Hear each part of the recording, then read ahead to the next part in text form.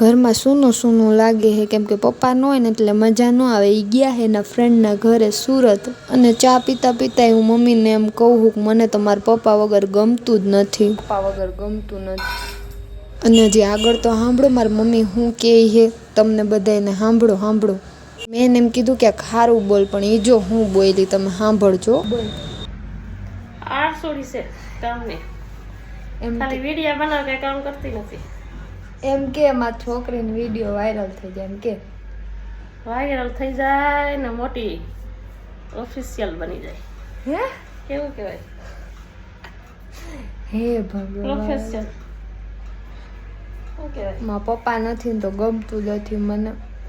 પછી વિચારતી હતી કે ટાઈમ તો ક્યાંક કાઢવો જ જોશે, તો મને યાદ આવ્યું કે હાલો મેં હજી આ મૂવી તો જોયું જ નથી તો જોઈ લઉં. તમે બધાએ જોઈ લીધું કે નહીં આ મૂવી? જરાક કહેજો તો મને, આ મૂવીનું નામ કોમેન્ટ કરજો. તો આપણે તો આખું મૂવી જોઈ લીધું, અને મૂવી જોઈને બહાર ગઈ ને તો મમ્મી તો ભાઈના શર્ટમાં ઇસ્ત્રી કરતી હતી. મેં કીધું સારું કરો. ને પછી તો આપણે આપણા મીનુને બોલાવી લીધું, પણ એ તો એટલું બીવે ને કે વાત જ જવા દ્યો, આવે જ નહીં પાસે. અને હું નિરાતે શાંતિથી બેઠી હતી ને તો માખી મારું લોહી પીધી હતી. મેં કીધું એલી તું મારું લોહી પીમાં, એક તો મારા શરીરમાં લોહી નથી, જ્યાં દેવું ન્યા વાહે આવે, ઘડીક હાથમાં આવે ને ઘડીક પગમાં આવે ને. મેં કીધું આણે તો લોહી પીધા. પછી માખીને મૂકી પડતી ને આપણે નીકળી ગયા દુકાને બેહવા. ભાઈ કે થોડી વાર બેસ, હું સવારનો બેઠો હું તો થાકી ગયો હું.